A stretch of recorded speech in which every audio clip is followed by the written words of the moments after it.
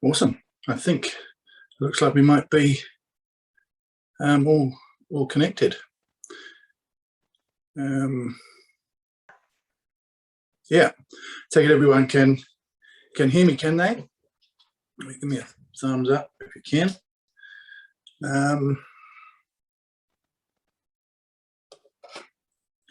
Yeah, I just look like I can turn some cameras off. Awesome, thanks for the thumbs up. Cool, very good. All right, well, thank you very much for tuning in again for the next installment of the Learn to Sail course run via Zoom. I was really pleased to get so many messages and emails congratulating me on how well I'd done despite the technical issues. I appreciate everyone being so kind and accepting of those technical issues to start with. But we will push on now and see if we can't do lesson 2 without any hiccups this time. Sound quality already seems better. Yeah, so let's end this slideshow and we'll get into the next one.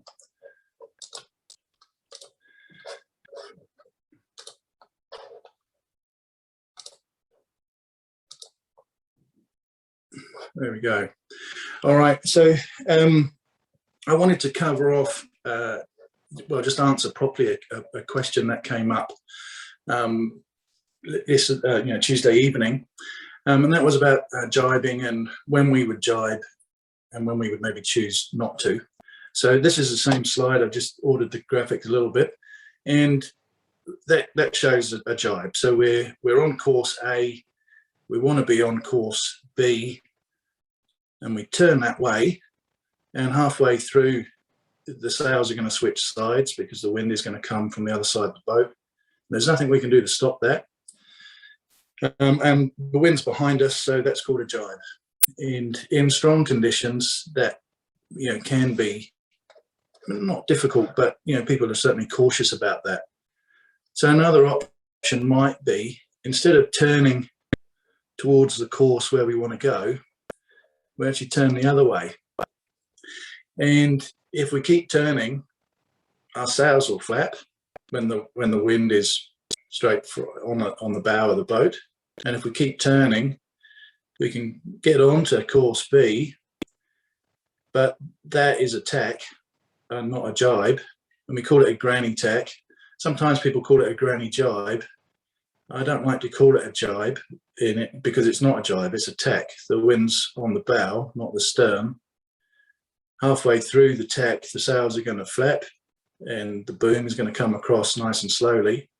And if we continue to bear away after we've completed that tack, we can end up sailing on course B on what we would call the other jibe, i.e. having the sails on the other side of the boat.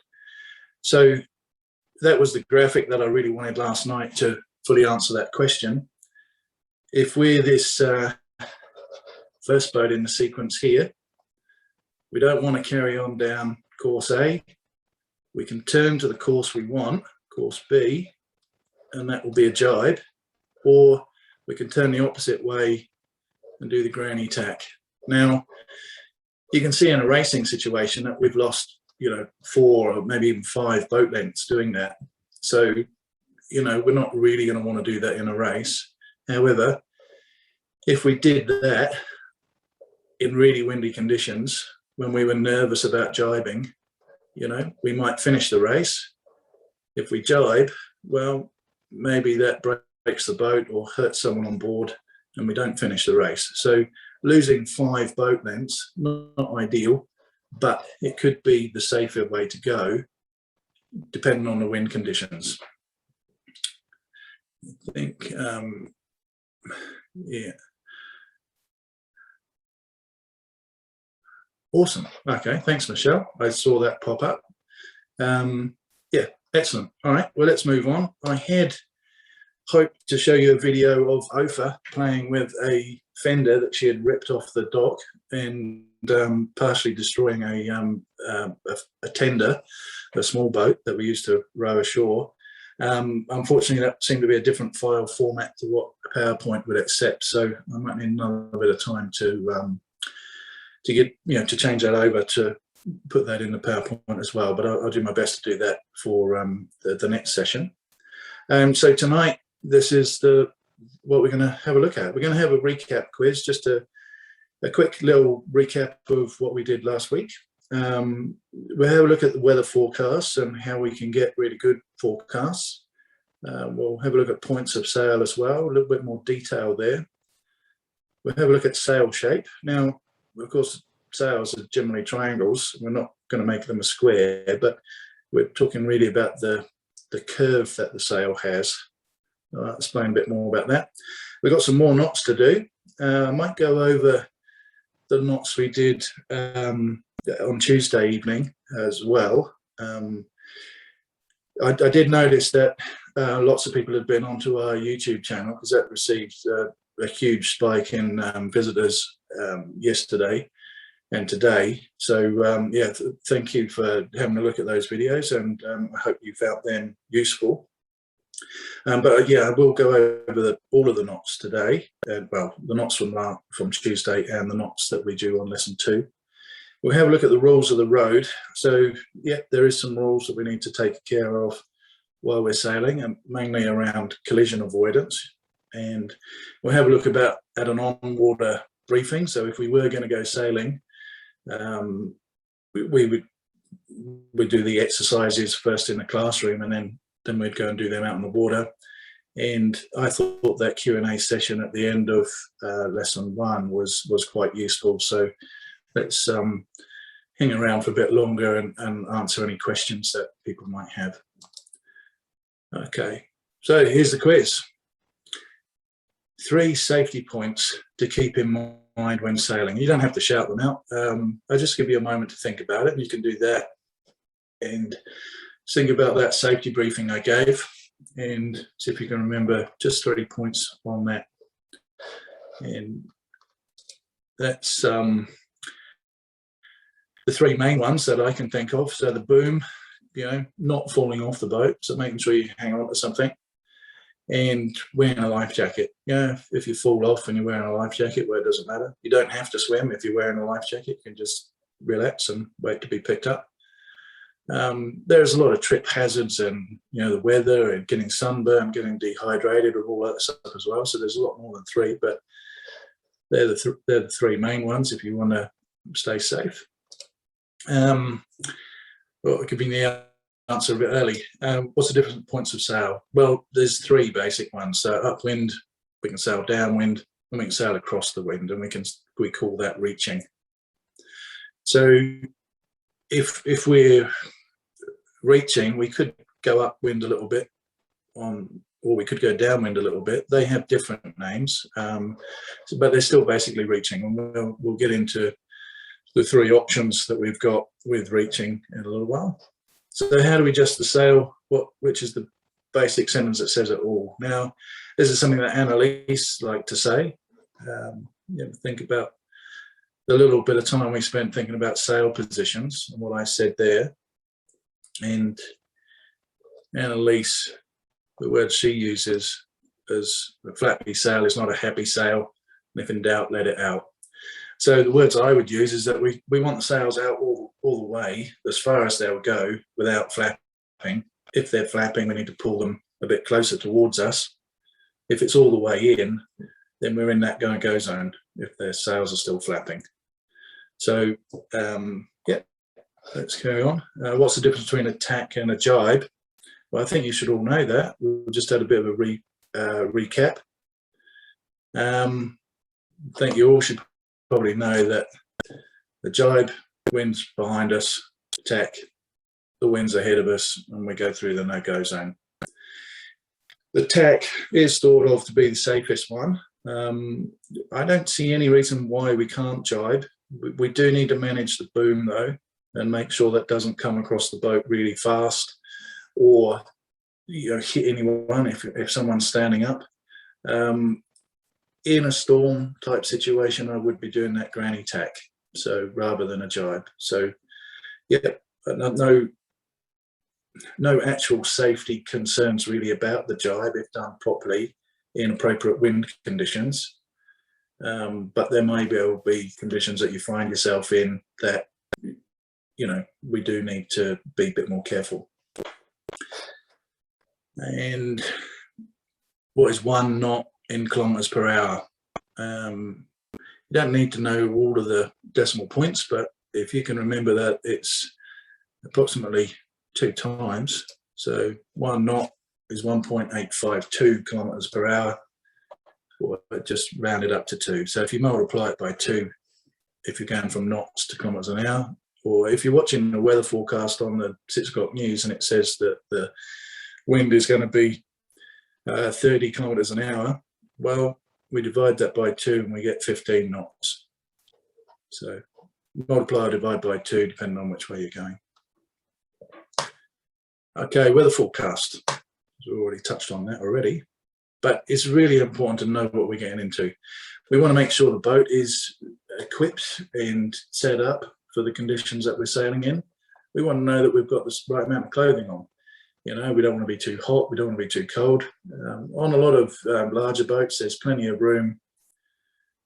Just a message from Haley about the recording. So yeah, my intention is to record this tonight and then put it up on YouTube straight away, as long as it doesn't need too much editing.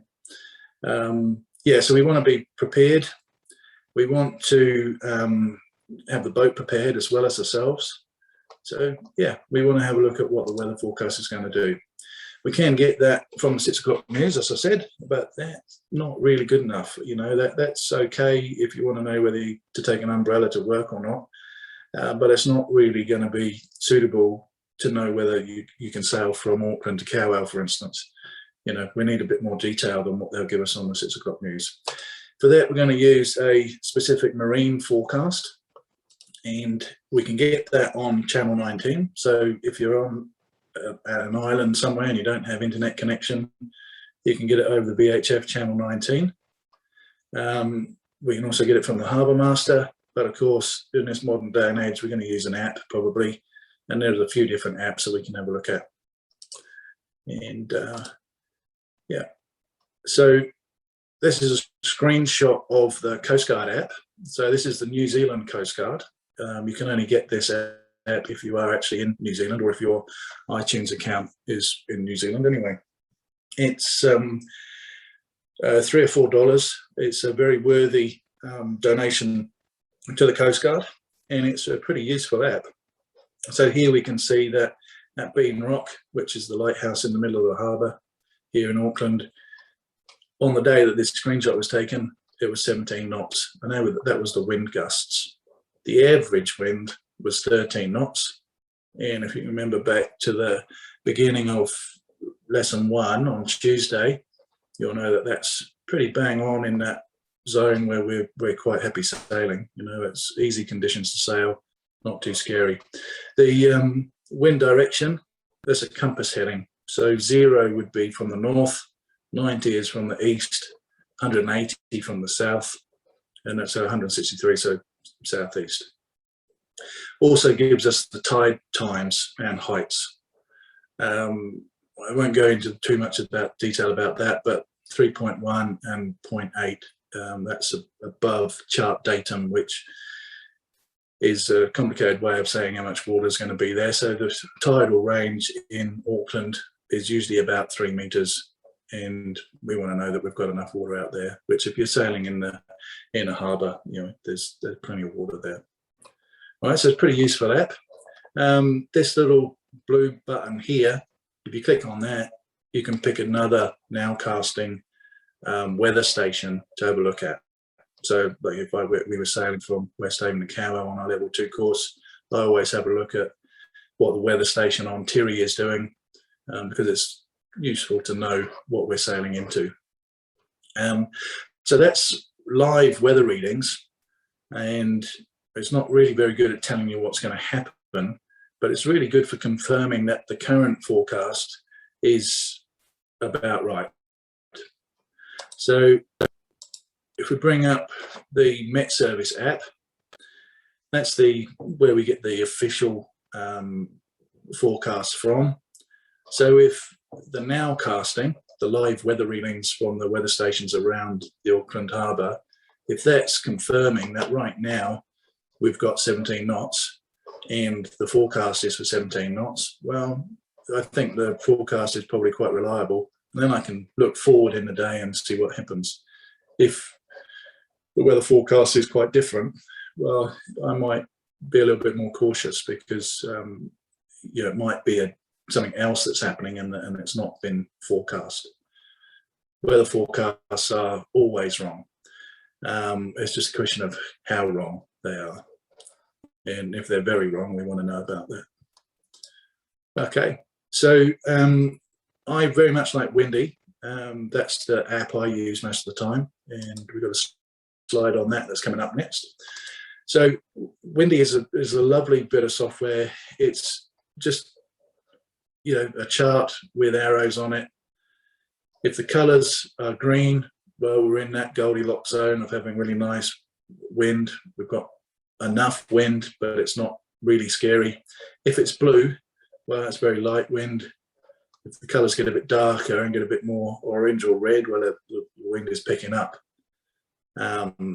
So on the day when this was screenshot, we can see that we had a southerly and fairly easy conditions to sail in. And I don't need to worry about these numbers down the bottom. I can get all that information just from the picture, which makes it really quite easy for me to interpret very quickly. We will have a bigger picture of that shortly. So Predict Wind, which is they have an app as well, and that's a bit more numbers orientated. So I don't know if my picture is in the wrong place, maybe for the insert, but they've got different computer algorithms that calculate the wind forecast. So they've got 4 forecasts in one, if you like.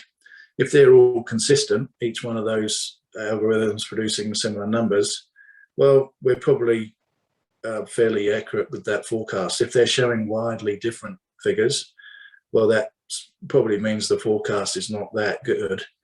But yeah, if all the algorithms are showing the same thing, and quite often I would have a look on Windy, then have a look at Predict Wind, and then switch to the Coast Guard app and see what's actually happening. This next one here, Wind Guru, that's a website, and I used to use that a lot. It's quite accurate, but once I started using Windy, Windy was just so easy. These numbers, I mean, it's not that hard to work out. You've got arrows here for wind direction. You've got the average conditions, you've got the gusts, and you've got the time of day. So it's fairly straightforward. It's not that hard, but seeing it on a picture, instantly, whether you can go sailing or not. So I prefer Windy for that reason, but certainly the times that I've used Wind Guru, I found it to be as accurate as any other option. So that's a bigger picture of the Wind Guru slide that we had up. Over here in this area, we can see the different algorithms that they've got. I don't know what PWG means or PWE. I've got no idea what that means. I just know that they're different algorithms, different ways of forecasting the weather. And we're seeing that, they're predicting 9 knots, 9 knots, 11 and 12. So because all 4 of them are predicting very similar numbers, I imagine it's going to be around 10 to 12 knots. And I'm not worried about either the bottom or the higher range. So that's how I would read that. Moving on to points of sale. So the points of sale that we showed you on Tuesday, that was a very simplistic view of that. I've got a more in detail view of points of sale now. So this is to do with the angle between the boat and the wind, basically. So we can sail across the wind, have the wind hitting the side of the boat, and we would call that a beam reach. So technically that is a beam reach, and you can think of that as in olden days when boats were made out of wood and pirates' legs were made out of wood as well, they had a beam going across the boat to keep the sides at where they should be and not getting crushed. So if the wind was on the beam, on the end of the beam that kept the sides apart, then we were on a beam reach. And that's how that came about. Yeah, we can still sail upwind, but really the proper name is close hauled, and that's because we've hauled those sails, we've pulled on those ropes and we've hauled the sails in as close as they'll come. So if we're close hauled, we are going upwind. And then we've got technically a broad reach. So the wind is still, it's kind of on the side of the boat. It's coming over this back corner, and we'd say that that was a broad reach. So we're still going across the wind a little bit. And we've got the sails out all the way. There is another boat in another graphic that will come up, which will be in here, which we'll talk about in a bit. So there's the names for the correct names, if you like. I try and use, actually, I didn't point out that slide much, so I might try and go back a slide.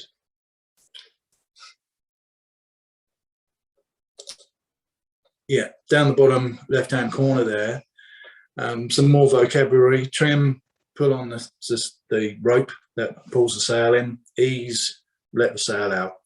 So I deliberately use a mixture of very basic common language and sailing terminology. I don't want language being a barrier for anybody to learn how to sail. It is kind of important that we learn all the terminology, but I'll try and introduce that to you as we go through, rather than expect you to understand Mandarin straight off the bat. So yeah, so anything you don't understand, it may well be just as simple as the words I've used, you haven't heard before. So please do put your hand out or ask a question if that's the case, because there may well be other people that are having the same question. Yeah, okay, let's move on to the other slide then. So if we're on this boat in the middle, down the bottom of the page, at start A, to sail up to the top of the page, we're going to be close hauled, and we're going to zigzag our way up there. We're going to sail on one side of the no-go zone, then here we're going to do a tack, and then we're going to be sailing up the other side of the no-go zone. And that's how we sail upwind. We have to have an angle to the wind all the time so that we can sail up into wind, and we can get to an island at the top of the page. We just need to zigzag our way there. Now, we do the same basically on the way downwind as well. We can sail straight downwind, but certainly when people are learning to sail, it's better to have the wind coming over this corner of the boat, and that's going to keep the boom there. If we go straight downwind, if we're not very good at keeping the boat in a straight line, or if the wind changes, we could find ourselves in an uncontrolled jibe, or sometimes called a crash jibe, and they're particularly dangerous. So if we keep the wind on the side of the boat, we are going downwind, but we're going to have a bit of an angle to the wind. That will keep the boom on that side of the boat, and we'll have to physically turn the boat and in a meaningful way to get that boat to jibe, and we can do that in a controlled way, and it'll all be very safe. So no-go zone, nothing to worry about. If we're in that, the only thing that's going to happen is that we're going to stop. If we've got some momentum, we can get through that and sail on the other side of it. If we're in this zone, we need to be careful, because there could be an uncontrolled jibe. And certainly when we're starting out, if we keep an angle to the wind, it will be a bit safer. Awesome. So yeah, more points of sails. And we're introducing another close reach here. So we've got the close hauled. Then we've got the reaching boats coming in now. So close reach, beam reach, broad reach. And we'll put those sails on. And if you notice, the reason why we're adjusting the sail position is because from our point of view, the sail moves. But that's not quite correct. Relative to the wind, the sails actually stay in the same place. And it's the boat that rotates underneath the sail. So a little bit of a different way of thinking about it.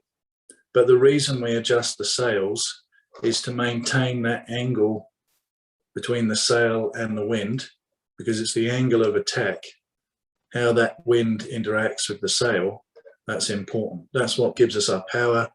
That's what gives us our speed. And the reason, and it's the same reason why Team New Zealand can sail at 4 or 5 times the wind speed. It's because we're not being blown along. Those sails are creating lift in the same way that an aeroplane wing creates lift. The lift that our sails create pulls us forward, and because the wing on an aeroplane is horizontal, well, the lift that creates takes the aeroplane up into the sky. So we're creating lift with those sails, and we need the air to flow over them. And if we don't maintain that angle to the wind, then the air won't flow over the sails properly. If we're an aeroplane, that probably means we're crashing. If we're a boat, well, it just means we're sailing slowly, and it's going to take us a little while to get where we want to be. Yeah, so there's those angles. They're all the same. And when we're sailing downwind, the sails stop working like an aeroplane wing, and they become more like a parachute. They're just catching the air. This is the other option that we've got of going straight downwind. And you can see that we will be halfway in the jibe. Just had another question pop up, but it whizzed by and I didn't read it all. I'm sorry, maybe I'll come back to that in the end. So I think it was basically, is the wind consistent? The wind does move constantly. It doesn't come from one direction all the time. Maybe just... Yeah, sorry, that was my question. Yeah. I just, I guess my thought was, like, if the wind is gusty or changing directions, like if it's not consistent, even if the boat's going in the same direction, you're going to be adjusting the sails according to the wind anyway? Yes, yes. Yeah, definitely. We need to be watching the water. I'll come to that in a bit, but yeah, the wind will change, and it changes slowly sometimes over a period of time. You know, if today we've got the wind from the north and tomorrow the wind's from the south, well, sometimes that change will be slowly. Other times it will be quite sudden. But actually, even if the wind tomorrow is from the north, between now and tomorrow, there will be lots of fluctuations where the wind comes from a slightly different angle. And yeah, we'll need to be adjusting the sails. You know, at some point, sometimes the wind might change and our sails might start flapping and we need to pull them in. There is some other devices on the boat which can help us with that and help with sail trim. And we will get to that shortly. Okay, well, let's move on to this next bit. And I guess actually just looking at the wind changing, if we're running downwind and the wind changes a little bit, maybe the wind comes, so it's blowing from this direction, well, we're very close to having that mainsail come across. If we're sailing with a bit of an angle to the wind, then the wind's got to change quite a lot for the boom to suddenly come across. So that's another reason why I say I prefer to sail with a bit of an angle to the wind rather than sailing, you know, halfway through a jibe, basically, because the next bit happens very quickly. All right. Thank you very much for turning the microphone on and commenting. That was awesome. I say I'm still learning the technology, and while I thought I had my screens up so I could see the questions, they seem to pop up and then disappear quite quickly before I had a chance to read them all. But yeah, but please do turn the microphones on and have a chat, but maybe turn the microphone off again afterwards, and we'll try and keep the the noise level down. If we have 62 microphones on, it's going to be pretty useless. All right. Well, thanks very much. Yeah. Okay. Let's carry on. So yeah. So this is Annalise's sense of humour here coming in, and we're going to get into how that sail works now. So here we've got a boat.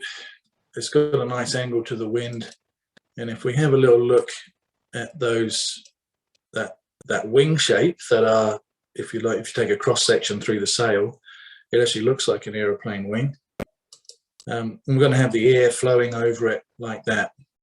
If the air is flowing over both sides of the sail, we'll be creating lift. If it's not, then we won't be creating lift, and we won't. If you're an aeroplane, you won't be flying anymore. You'll be falling. Yeah. So we're adjusting the sail or the angle of the boat to the wind. So we could, in this boat here, we could leave the sails where we are and then change the angle with the tiller. So we can change the angle of the sail relative to the wind by adjusting the sail or by adjusting the whole boat.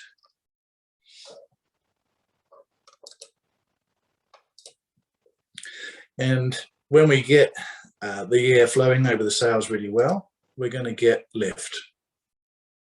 And that's what moves us forwards when we're sailing upwind or on a reach.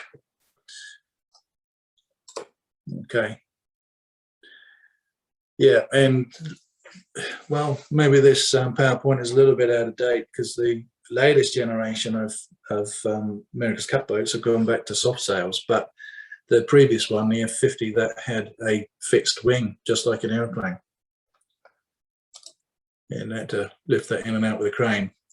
So let's have a look at what lift on the sail does to the boat. So there's our sails. They're all in different positions. The boats are going in slightly different points of sail. The wind is consistently from the top of the page though.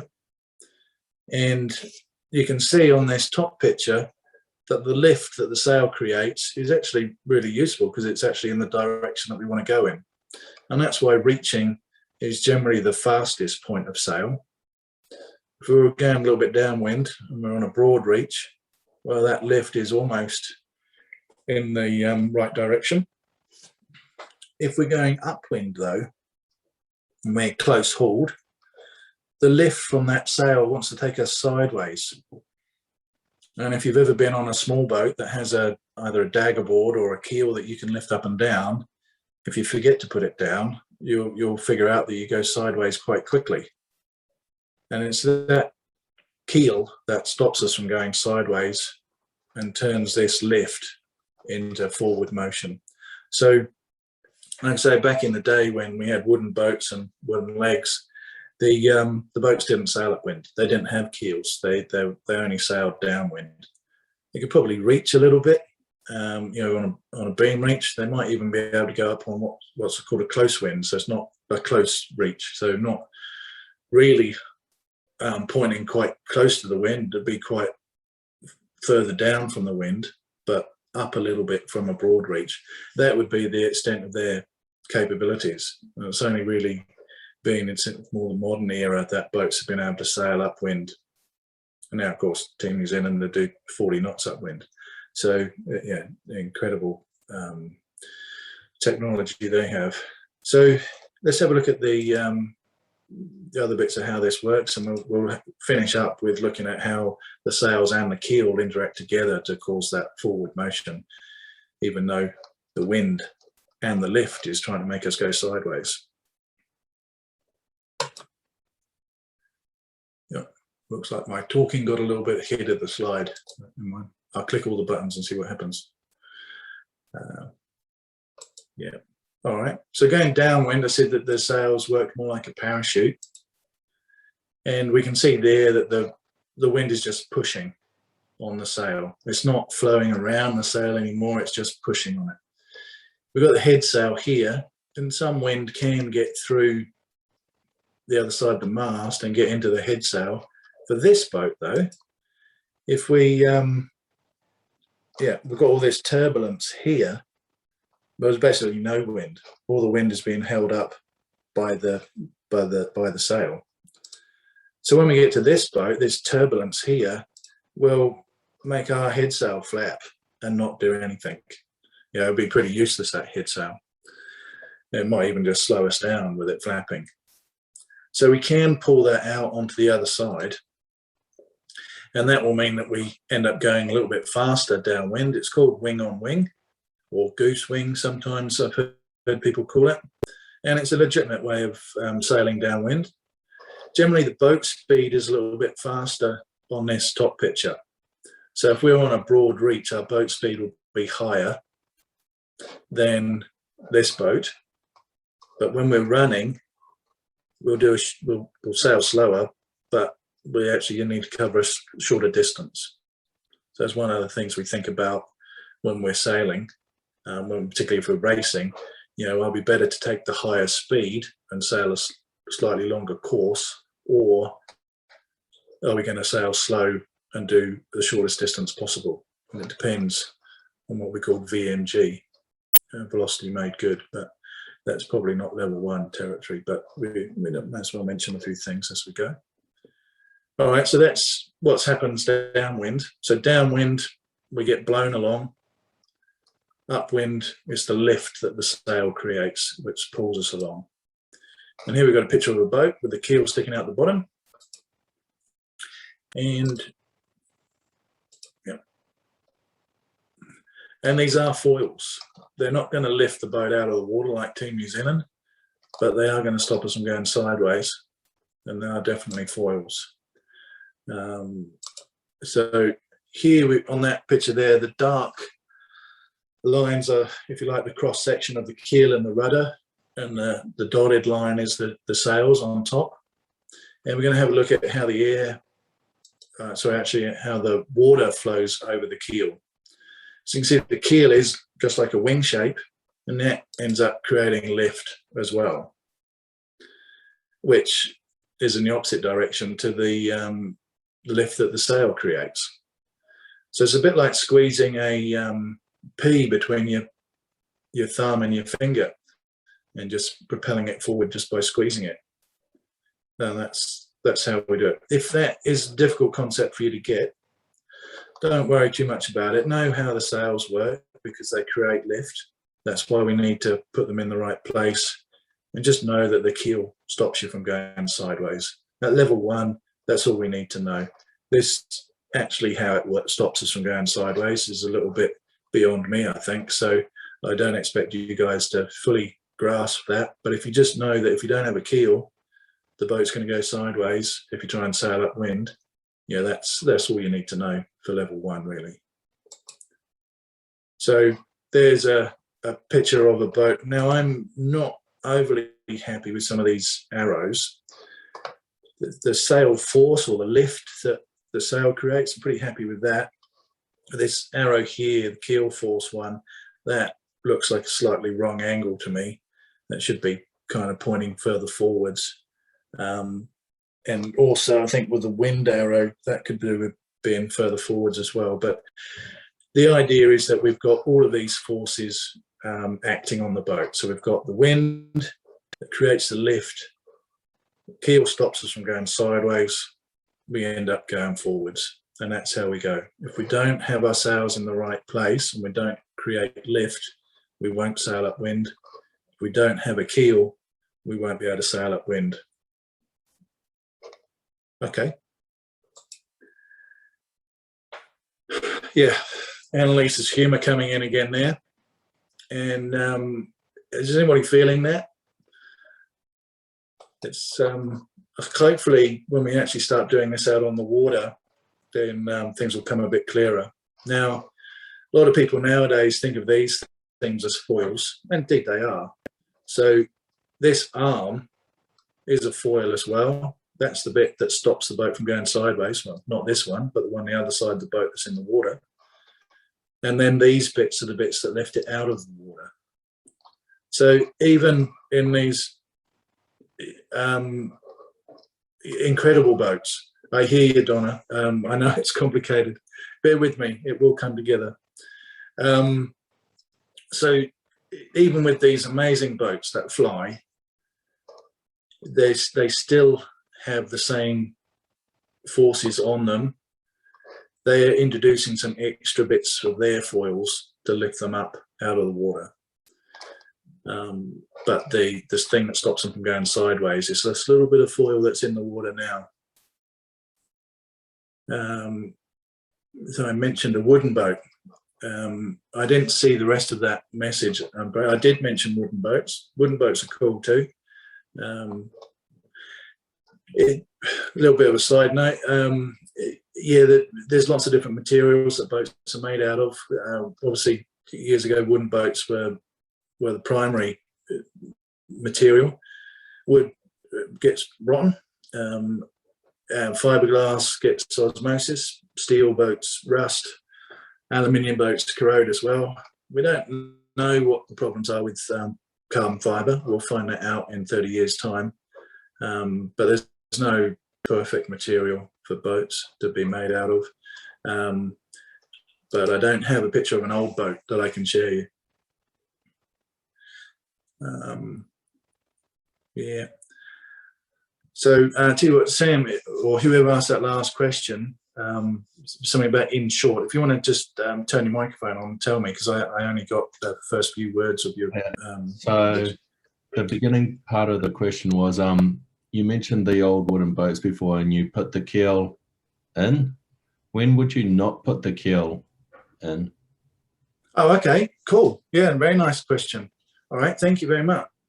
Yeah, so when we're going downwind, we don't need the keel. The keel is just slowing us down. So if you're on a small boat, like a sailing dinghy or a trailer sailor that has a keel that goes up and down, then when you're going downwind, you can lift the keel up and that will reduce your drag and you'll go faster.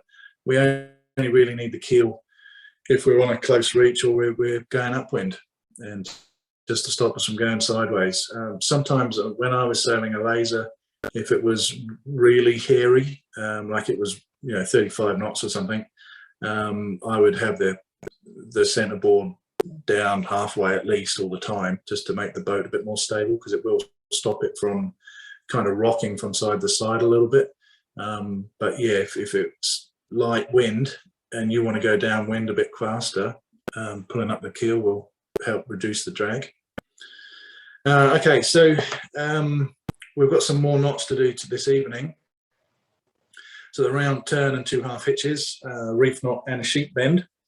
Let's have a look at the knots that we started to learn last Tuesday, and we'll just make sure we've got that.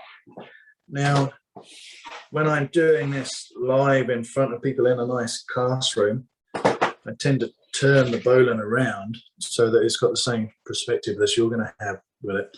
So I'm just going to adjust my camera and we'll have a look at those 3. So the first one was the figure 8 stopper knot, and if I can drop my camera down. Yeah.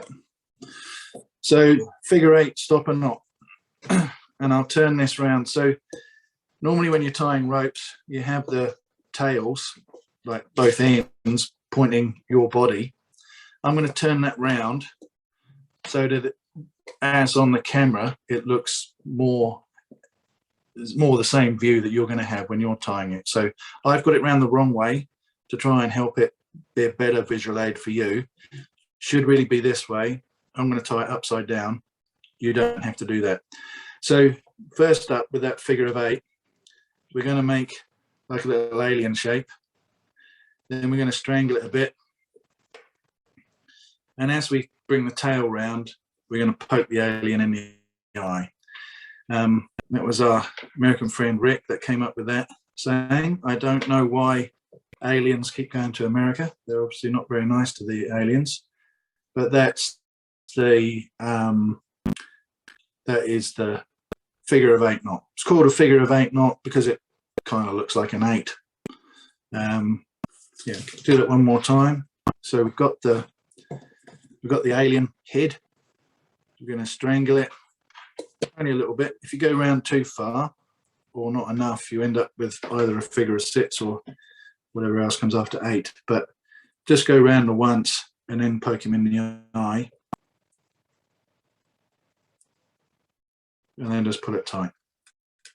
And I said on Tuesday that this is quite a slim knot, and if you've been successful in tying it, then you'll know it's quite fat in one dimension, but then in the other dimension it's quite slim. So that's where, if there is a problem, that it might just kind of wiggle through a large diameter pulley, particularly if the rope is quite small diameter. Okay, so that's the figure of 8 knot. Let's do this double overhand stopper knot. So double overhand stopper knot is used for exactly the same purpose, to stop the ropes from coming through the pulleys. We're going to cross it over just like we're doing up our shoes, and we're going to go around one more time in the same direction, and we're going to pull that tight. And that knot is just a bit more chunky in all dimensions, really. So that's a bigger knot that won't go through a thin rope going through a big pulley. That knot is more likely to stop that from coming unthreaded. So just do that again.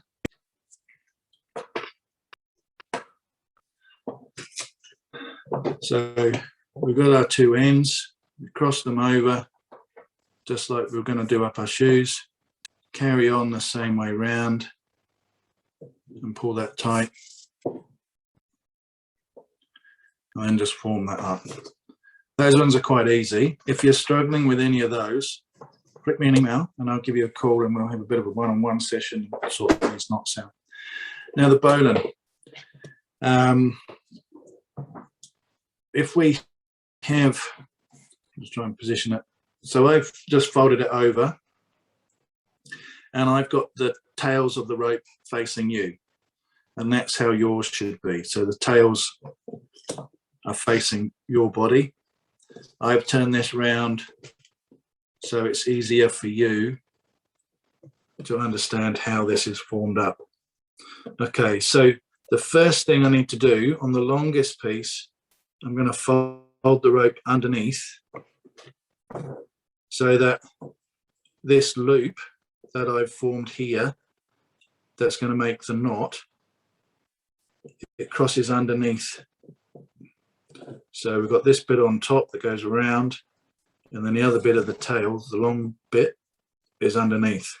And then if I pinch that there where it crosses, we're going to take the rabbit, and it's going to come up from underneath.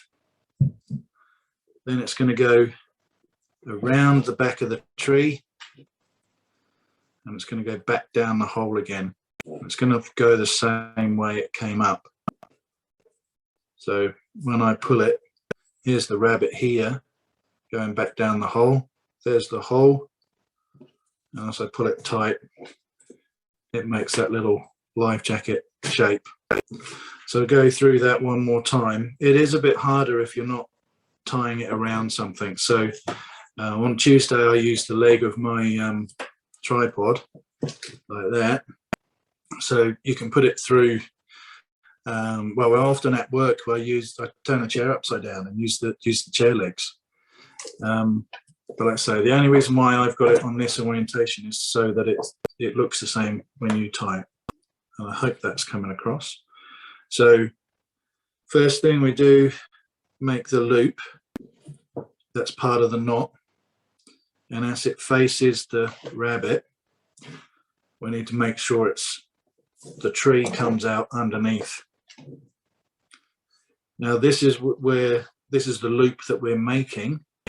This loop here is part of the knot. So this is the bit that we're going to end up with. So I'm going to take the rabbit, I'm going to come up out of the hole, I'm going to go around the tree, and I'm going to go back down the hole. I'll try and keep my big hands out of the way. And there we go, there's the bowline. And technically, the tail for the bowline should be inside the loop. If your bowline looks like the tail is on the outside, well, your rabbit ran around the tree the wrong way. And that's all you need to do is just correct that. So to me, this is a bowline. Okay, the tail's on the outside. People tell me that that's not as strong. I can't really see how it can be not as strong as the other way. So if one of you guys tied this for me, I would be happy to go sailing with that. If you really want to be pedantic about knots, you want to go round the tree in such a way that the tail ends up inside the loop, because officially the tail inside the loop means that this is a proper bowline, if you like. But if you're not that worried, I mean, it's the same piece of rope. It takes pretty much the same path. I can't really see how that can be weaker. Maybe the tail won't get caught on something. But yeah, people that are very particular about knots, this is the way they're going to want it tied. And the only difference is the direction that you go around the tree. Yeah, okay. Well, let's move on to the knots that we've got to do today. And that's the round turn and 2 half hitches. So the round turn and 2 half hitches is a pretty cool knot. It does exactly what it says on the tin. You go around and then you do 2 half hitches. So I'm going to use my glass of water, and I really don't want to tip this over my computer. So maybe I'll move my computer further away. So I'm going to go around. That's not a round turn. I need to go around. Almost looks like it's twice round. Now, being very careful not to knock my glass of water over. If I just cross the tail over, you can see there's a gap here. And I just want to take the end of the rope and come through that gap. That is 1 half hitch. So I've done the round turn. I've done 1 half hitch. So I just need to do the 2nd half hitch. So I put this tail over the top again. That creates the hole. And I just poke the tail through that hole. And then those 2 loops that I've just tied, I'm going to push them up against each other. And that is it looks quite simple. You probably need a little bit longer tail than what I've got. But this is probably the only knot that I know of that you can have tension on this piece and still be able to undo the rope. So the load is all taken by the round turn, and the half hitches just stop it from coming undone. I won't pull on here really hard and demonstrate that you can undo it, but if you've done it at home and tied it around a chair leg or something, have a pull on this rope and see if you can undo it. And I bet that the half hitches come undone really easily, and then you'll end up pulling the rope. Let's do that again, a little bit longer tail. So if you go once round, that's not a round turn. You've got to go round again. So there's a round turn. And what that does is creates quite a lot of friction on the thing that it's wrapped around. Second part of the name is the 2 half hitches. So I lay this over the top of that. There's the hole. I'll go round and out of that hole. And I'll pull that tight a little bit. Then I need to do another one of those. So I put it across exactly the same. Here's the hole. And I'll tuck the tail round. And there's the round turn and the 2 half hitches. Now, I'm scared to pull this tight and form it up properly, but you will get those 2 loops forming up nicely together, and that will stop the whole thing from coming undone. I'm desperately trying not to spill my water all over my computer and mess up this whole Zoom presentation, so I'm going to stop taking that risk now and move on to the next knot, I think. There's a little bit of text, I guess, for that. So yeah, it's a good all-purpose knot. Then we can untie it even if there's load on it, and it's just that those half hitches are quite easy to undo, and the reason for that is that the round turn has got all the load on it. So now we've got the reef knot, and I did put in there in brackets that the two colours of, the two different ropes on that picture is not really correct. You wouldn't use it to tie two ropes together. This is for one piece of rope. I've used two different colours there, so it's easier to see the path that each rope takes.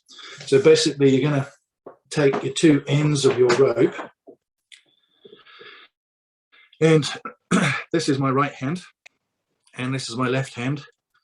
I do know my left and right. If that's appearing to be the other way around, that must be something strange with Zoom. But anyway, my right hand crosses over my left hand, and then my left hand crosses over my right hand, and that will form two interlocking loops.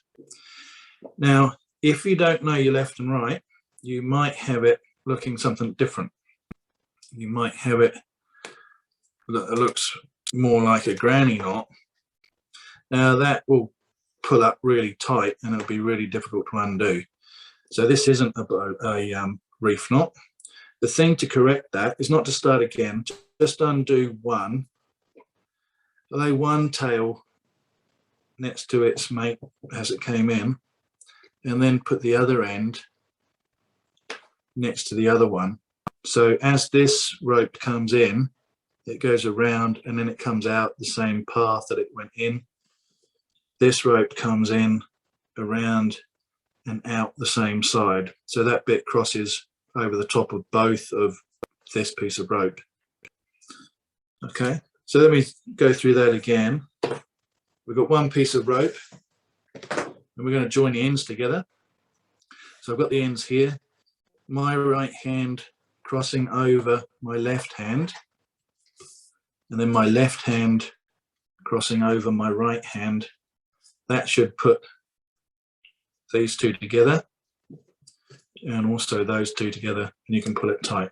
Now this knot is mainly used for reefing sails. I don't really know of any other use for it really, which I guess is where the name comes from. So basically we're going to have a loop of rope that just tidies up the bottom of the sail if we haven't pulled it all up the mast. And this knot works really well in tension. And because I'm nowhere near that glass of water, I'm pulling on here really hard. So maybe I shake a bit for comedic effect. So I'm pulling on that really hard. The knot is tight. If I shake it though, it will just come undone. So this knot is really useful for applications when there's going to be load on the rope all the time. But if the load is coming on and coming off and coming on and coming off, it will shake loose. So it's not a particularly useful knot, but it's in the Yard New Zealand syllabus.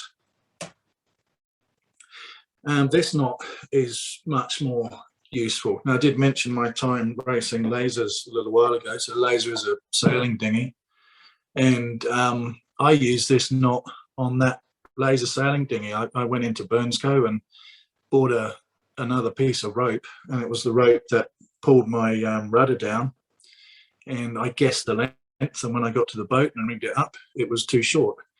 So I used a single sheet bend to add a piece onto that, and 5 years later when I sold the boat, I hadn't replaced that line. It was still fine and the knot was still tight. In fact, it was so tight I don't think I'd ever got it undone. So this is a knot for joining two pieces of rope together. Generally there's a thick one and a thin one. In this picture the black one is the thicker rope and the thin one is the white and blue rope.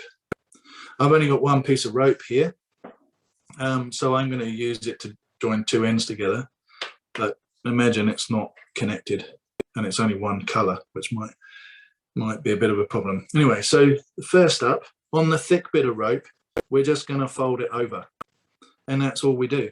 There's nothing else to do to that end of the rope.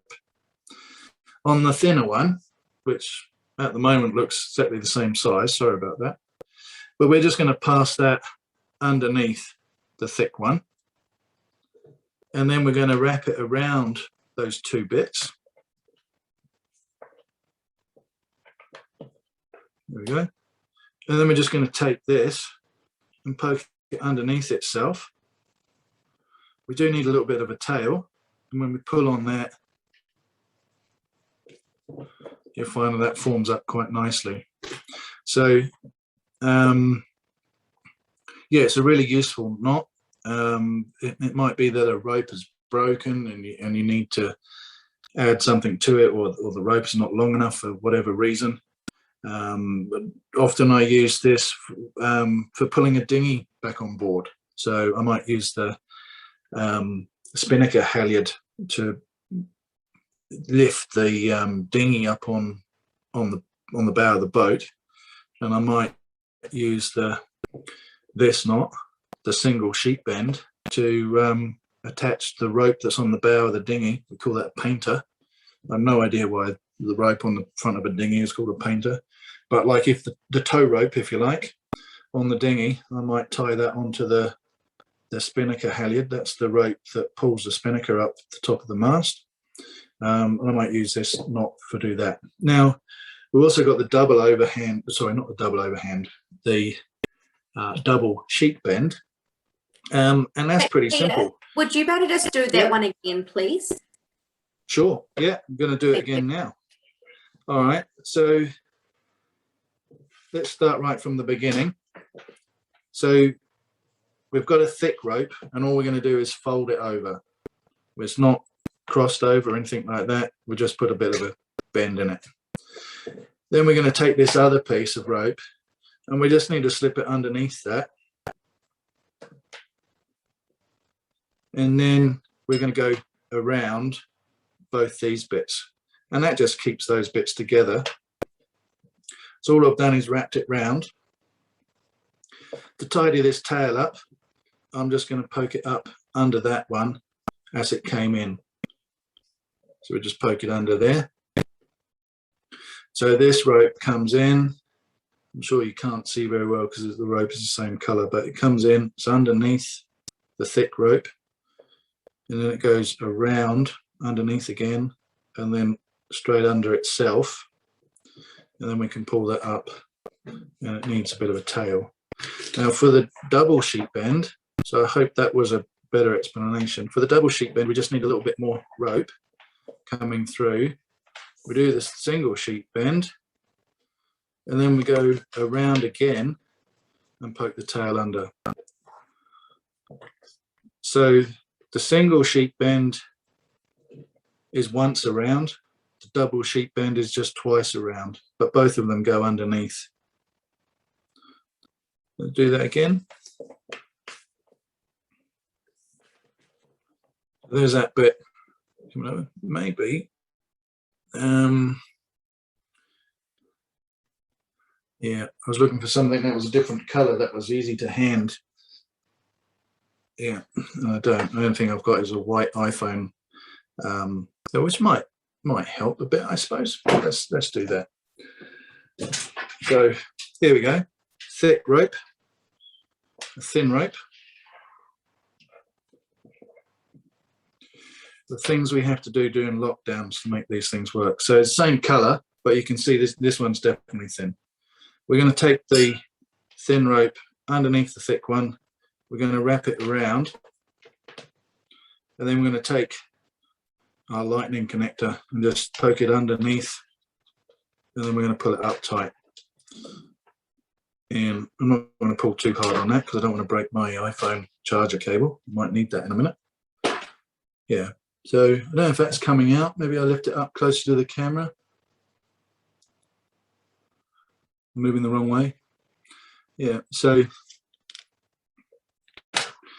we're just coming from underneath,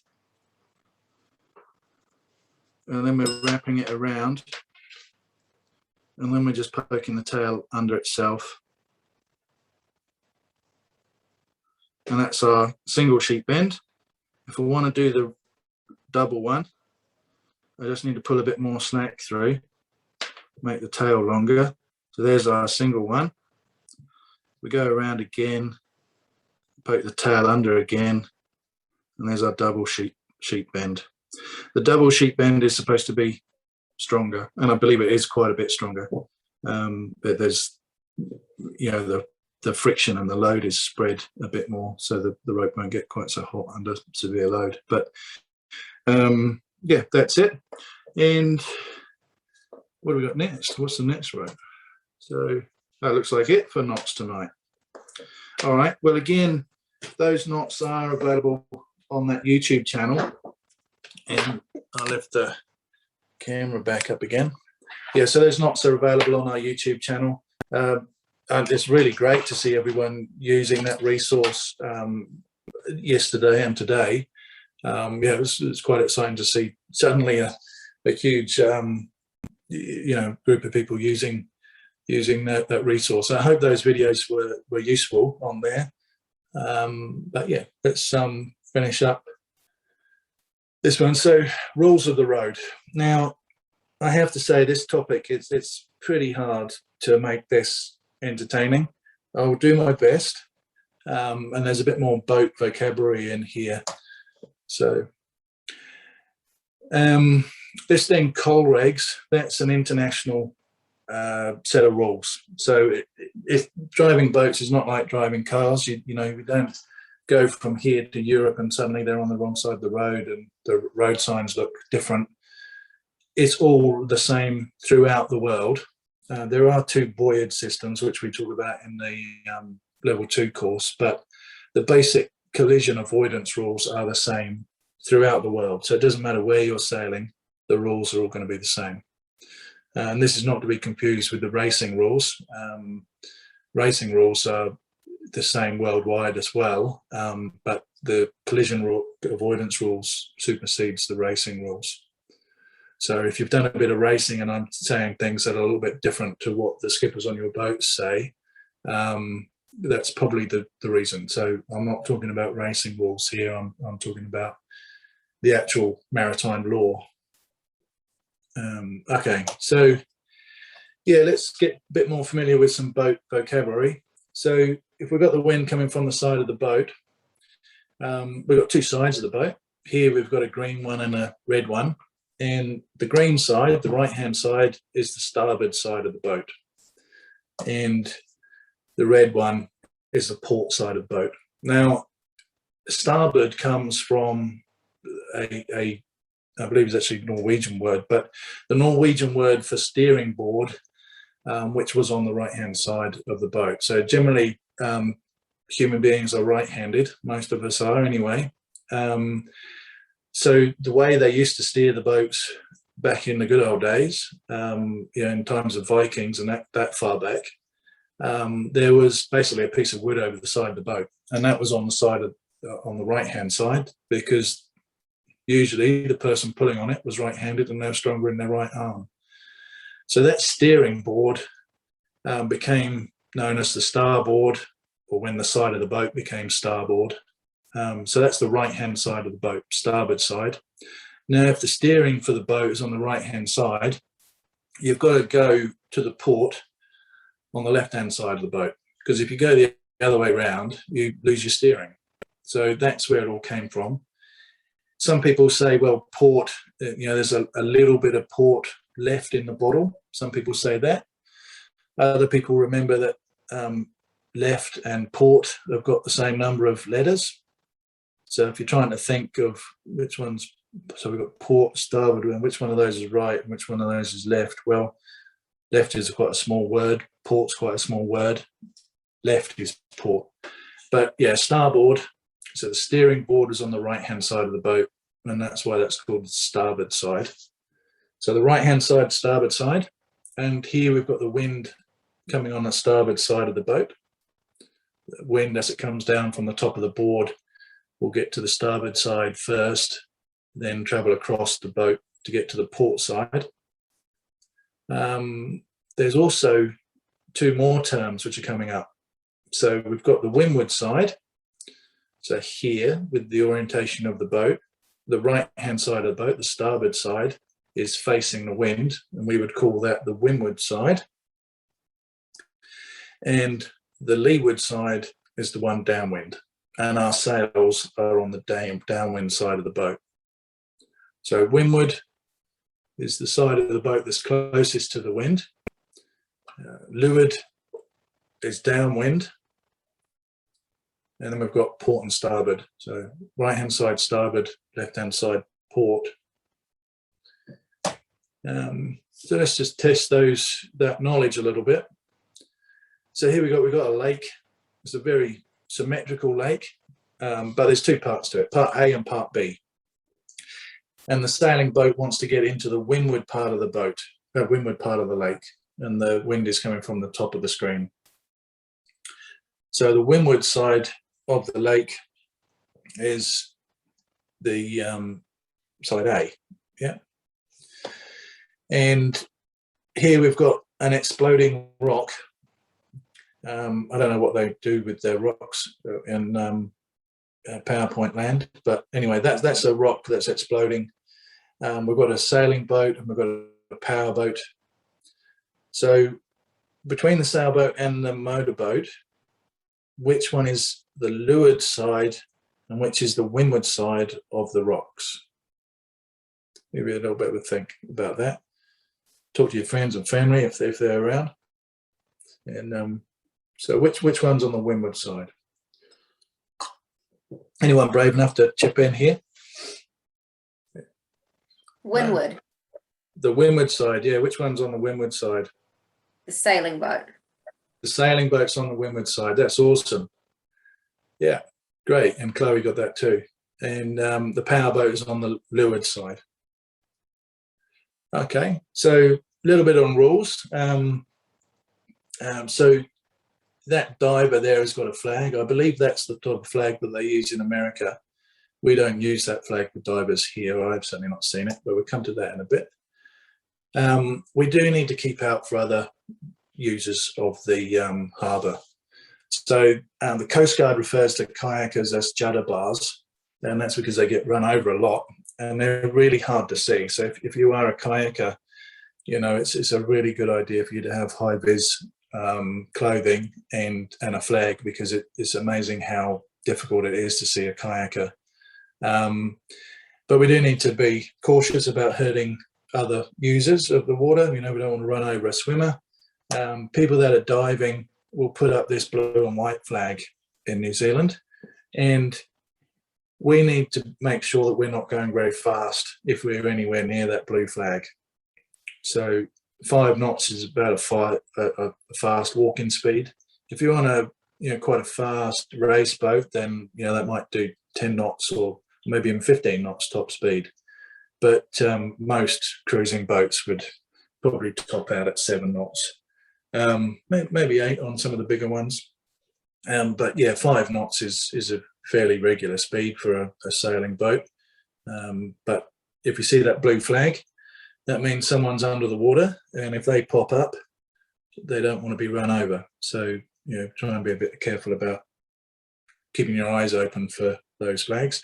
You quite often see the blue and white flag in marinas, because divers will often clean the bottom of boats and do maintenance on the underneath of the boat. Also sometimes around reefs and things, there's lots of fish and stuff that hang out around a reef, so there might be some dive flags up when you're out sailing around a reef, which of course we don't want to sail anywhere near a reef anyway, so I'm sure you'll be further away from that.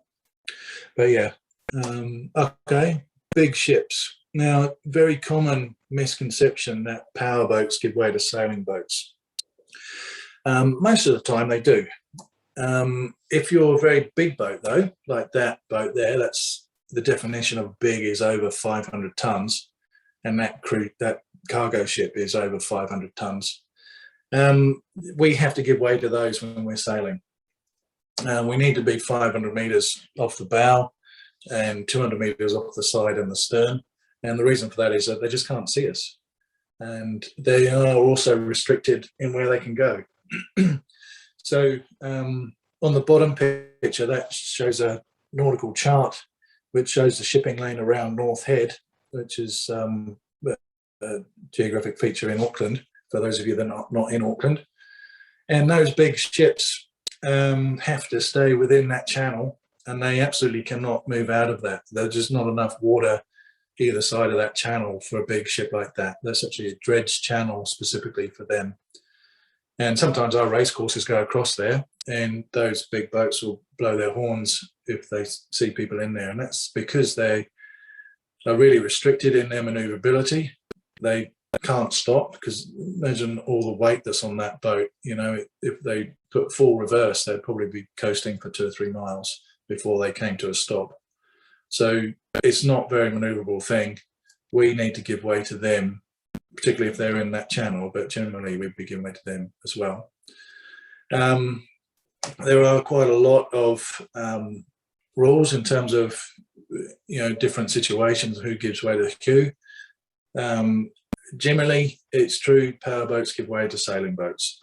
There are a few situations where they don't, like when they're restricted in their manoeuvrability, when they're really big, or if we're overtaking. You know, if a sailing boat is overtaking a powerboat, which sounds a bit silly, powerboats should always be faster, shouldn't they? Well, American Magic got a fine from the harbour master in Auckland during the America's Cup because they nearly had a collision with a ferry, and the harbour master deemed that they were the overtaking boat and they should have given way. Okay, so let's have a look at this situation. And we've got 2 sailing boats. They're sailing towards each other, and now that shape is not a rock. It's where they're going to have a collision, and we need to have a think about who gives way. Someone's got to yield. Someone's got to move. If they both carry on forwards, they're going to have a crash. Now, with sailing boats, if the wind is coming over the starboard side, and therefore your sails are on the left-hand side, the port side, then you're deemed to be on starboard tack. And for boats on opposite tack, starboard is the stand-on vessel, and the boat that's on port tack needs to avoid. So I'll let you have a little bit of a study of that picture. So on the picture on the right, the boat that's on the right, you'll see that the wind is coming over the right-hand side. So the wind comes down from the top of the board, passes over the right-hand side of the boat. There's the definition of starboard tack. That's what we call it. So if you're on starboard tack, the wind is on the right-hand side of the boat. This boat over here, the wind touches the left-hand side of the boat first, so they'd be deemed to be on the port tack, and the port tack boat is the give way vessel. And they've got 2 choices. They can tack and go the same way, or they can bear away and come around behind. Either one is good. They could also slow down and stop. They could ease their sails out and let them flap and stop and let that other boat sail past. But what they shouldn't do is continue on and just make a collision. If they do that, then there is the number 1 rule of sailing to consider, and that is no collisions. So if there was a hierarchy of rules, no collisions is the first one, and then port starboard. So this is about the port starboard rule. If the port boat doesn't give way, then the starboard boat has to give way to the port boat. If you're racing, then you know, the port boat should get a penalty for that. If you're cruising, hopefully everybody knows the rules. Actually, people that sail regularly generally know the racing rules, and this is consistent with the racing rules as well. Yeah, so starboard boat, as the stand-on vessel, they should maintain their course and heading and not move around. And then the port boat will have a bit of an idea of where they can go best to avoid that collision. There might be a situation on the boat that's on port tack that means they can't do anything but carry straight on.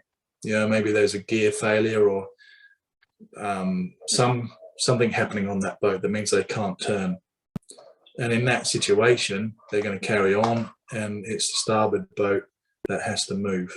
So normally, starboard carries on, port gives way, but if for some reason this doesn't, then the overarching rule of no collisions steps in and demands that the other boat, even though they should have right of way, if you like, right of way doesn't really exist in sailing.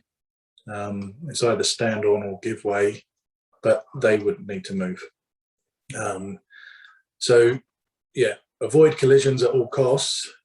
Then port starboard. The next rule in the list is windward leeward. So when boats are on the same tack, in this situation here, we've got two boats going the same way. The wind is coming over the left-hand side of the boat for both of them. It's the boat that's on the windward side that is the give way vessel. And that's because they have more choice. They get the wind first. They've got a bit more power for that. The boat that's on the leeward side is getting dirty air off this boat, so that's not going to be as fast. So they can keep going straight, and it's the boat on the windward side that can't do that. It can't turn onto this other boat. This boat can come up closer to the wind, and then the boat that's on the windward side would need to go up as well. If we look at this situation over on this other side, we've got one boat coming downwind and another boat going upwind. And that is a situation that often causes confusion. Now, like I said, there is a hierarchy to the rules. Avoid collisions is first, then port starboard, and then windward leeward. So if we look here, the wind is coming over the right-hand side of that boat that has the big downwind Jenica up. So they're on starboard tack. Is that right? Have I done that right? Yep, I have got my left and right correct. This boat going upwind is also got the wind coming over the starboard side of the boat, the right-hand side. So both these boats are on starboard tack. So port starboard doesn't apply here because they're on the same tack. But this boat up here, the boat that's coming downwind, well, the fact that it's going downwind is closer to where the wind's coming from this boat that's going upwind. So this is the windward boat, and technically this is the boat that should give way. However, doing this maneuver with a Jenica is not going to happen because that Jenica won't go upwind. They won't be able to turn upwind like that. They're only going to be able to go around behind. So there may well be things on this boat that prevent them from avoiding this boat coming up. So while, yes, technically this is the windward boat, and the boat that's to leeward, the one that's going upwind, should be the stand-on vessel, the very fact that they're flying that Jenica would mean that they were less manoeuvrable than this boat, and it may well be that they can't avoid a collision. So this is a situation where this boat heading upwind needs to be very cautious about this boat coming downwind. Technically, they should give way, and coming around behind would be the way I would suggest you did it. Okay, any questions about that? I think we're good. We can ask some questions towards the end as well. And here we go, we got with the overtaking rule. So when we're overtaking, we can go either side. It doesn't really matter which side you go. There is no sailor, though, that would ever come down on this side.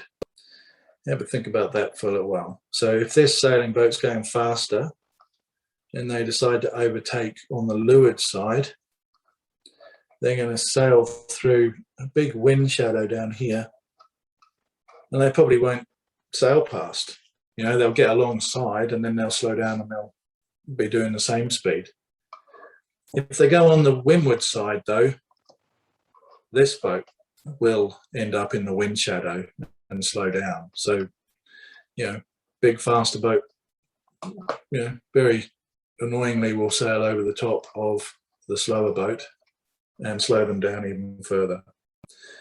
Technically, they can go either side they want, but sailors are always looking for the wind, and there's going to be more wind on this side, the windward side, than there is on the leeward side.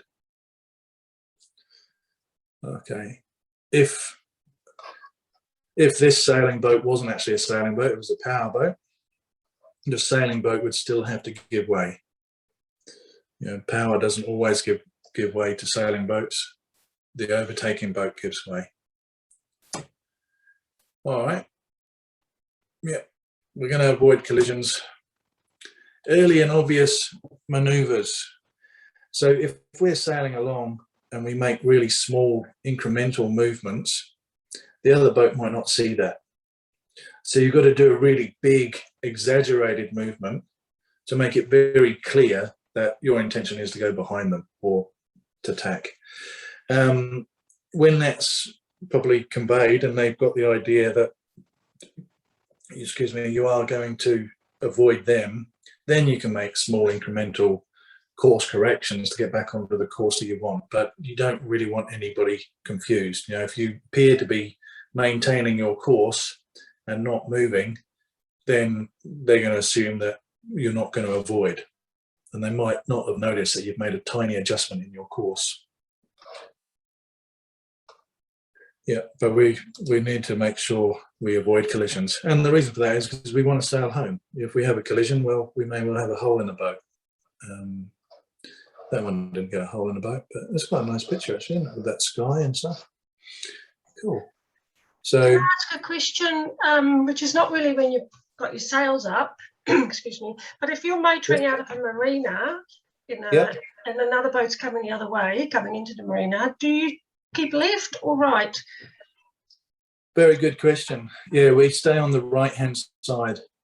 So, yeah, one of the issues that we have is that in New Zealand, you don't need any education at all to get on a boat and off you go. So there might be a lot of people that have power boats. You know, they just buy them on Trade Me and off they go, and they drive them like their car, and they end up on the wrong side of the marina.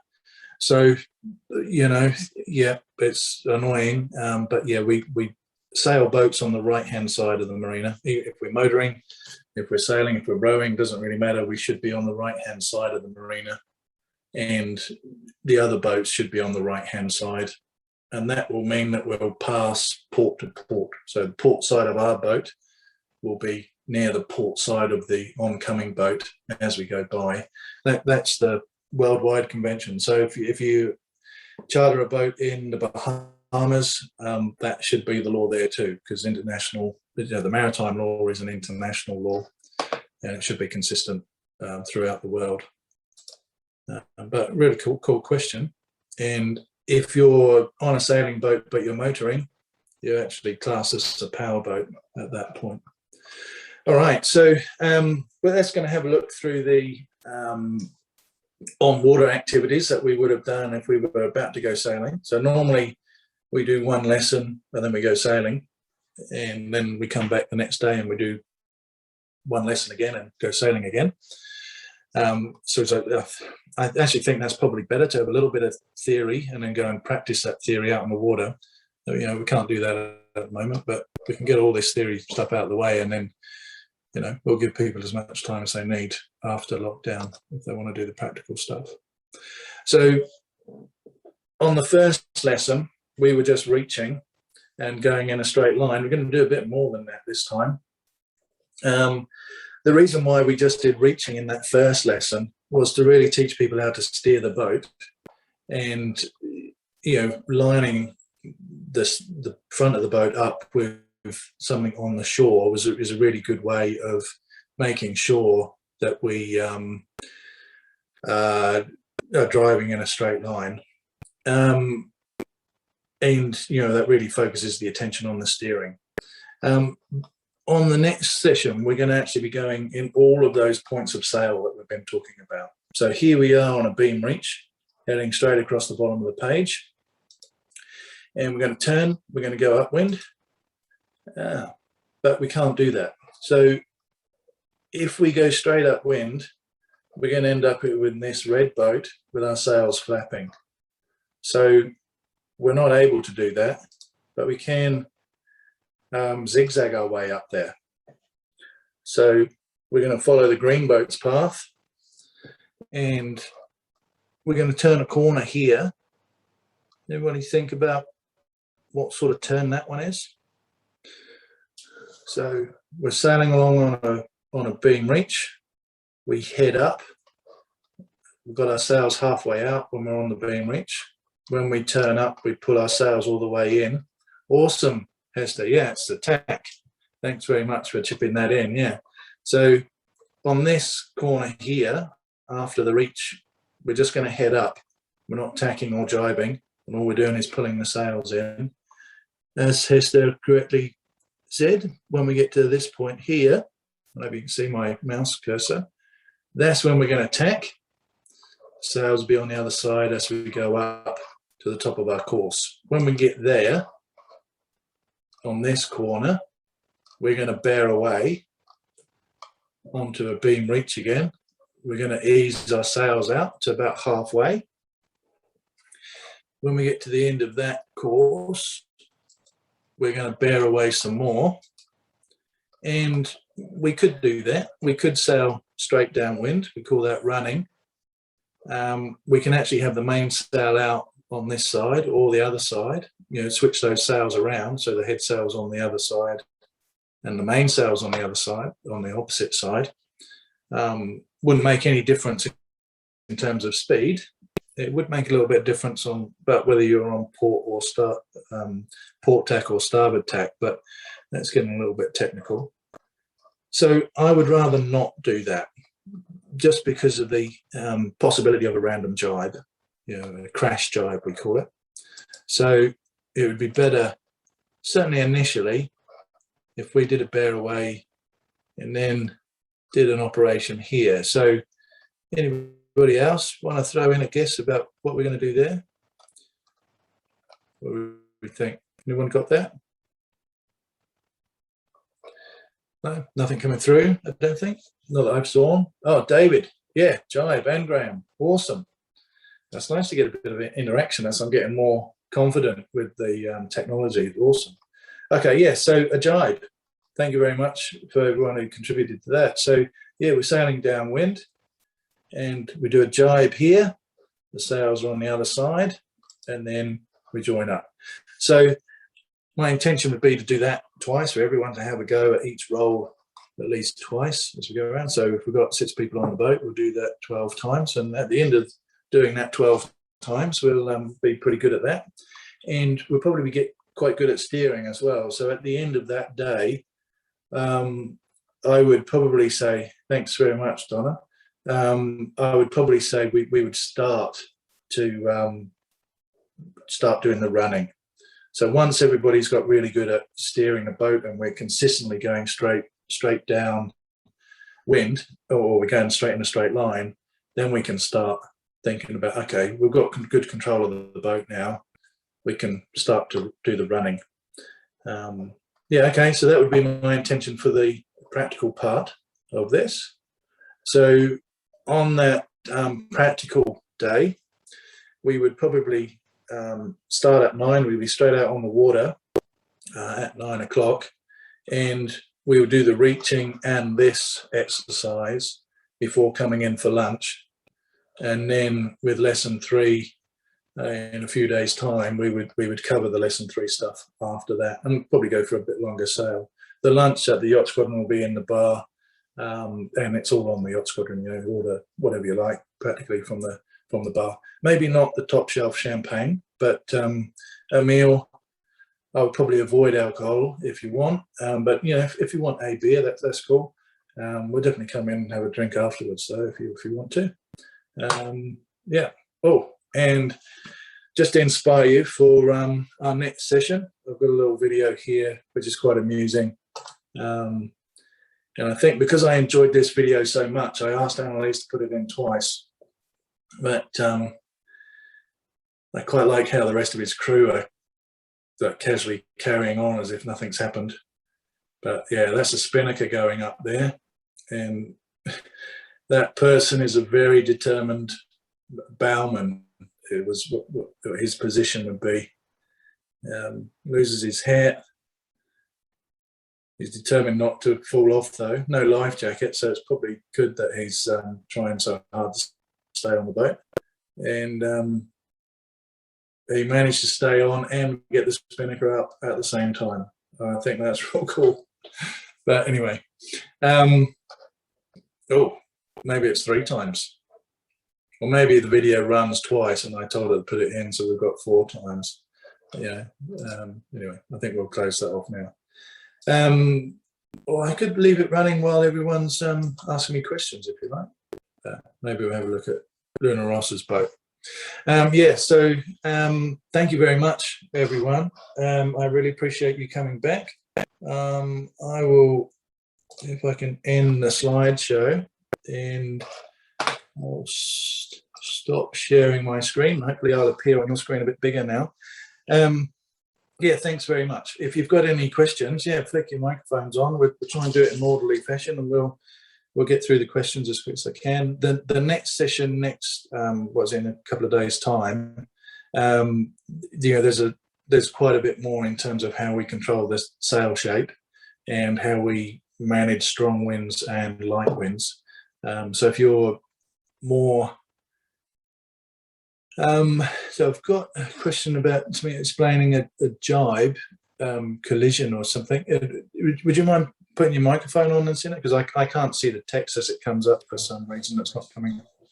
Hey, sorry. All right. You might mute yourself.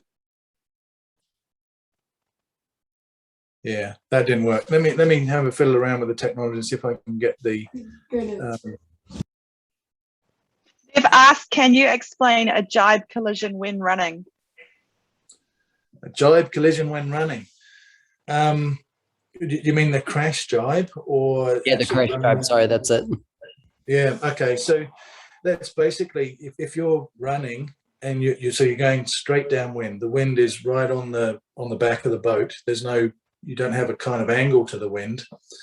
If you wander off course a little bit, and maybe at the same time the wind changes direction, you could have that boom and the mainsail switching sides when you're not intending it to do that.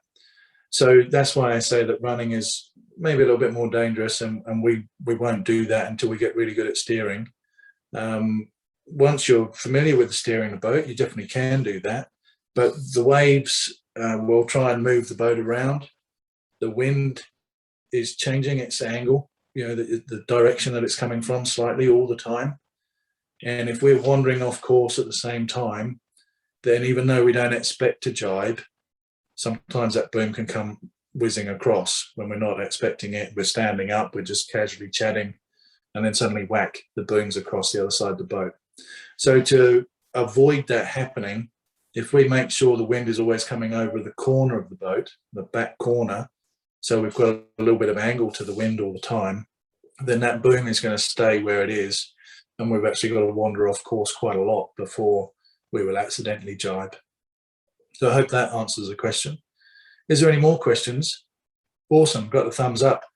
Well, maybe I am learning and getting better at this. Thumbs up was certainly very clear. I can see the chat now. I've discovered another thing. So I'm learning as we go along. Yeah, awesome. I just scroll through the chat as it's coming up.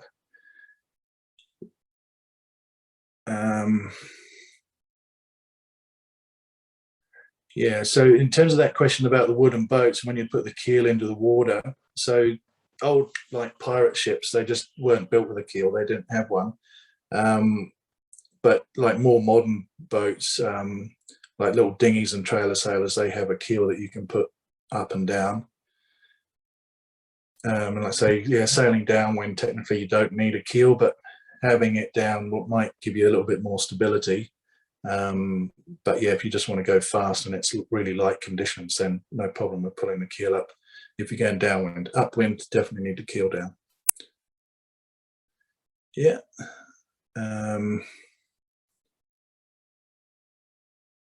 And I've got a message here, so fun, loving the description. I wonder what that description was about. And we got the sheep band again. I think we did that. And answers to the questions. Awesome. Yeah, so I think I've answered all the questions that are in the text. If anybody else would like to say anything, happy to answer any questions and actually have a discussion with you if you want to. We could all head off. Yeah.